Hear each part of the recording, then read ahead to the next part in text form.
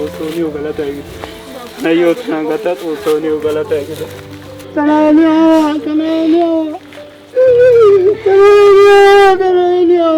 ዛሬ ሁለት ልጆችን ወደ ቤተሰብ ቀላቅለናል።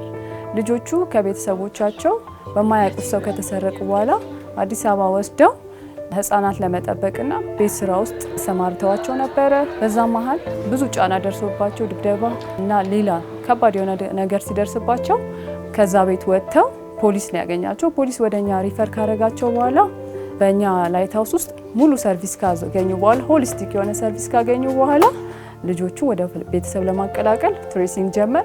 ትሬሲንጉ በተሳካ ሁኔታ ከተሳካ በኋላ ወደ ቤተሰብ ቀላቅለናል። ልጆቹም ቤተሰቡን በጣም ደስተኛ ናቸው። እኛም በጣም ደስ ብሎናል ይሄን በማየታችን።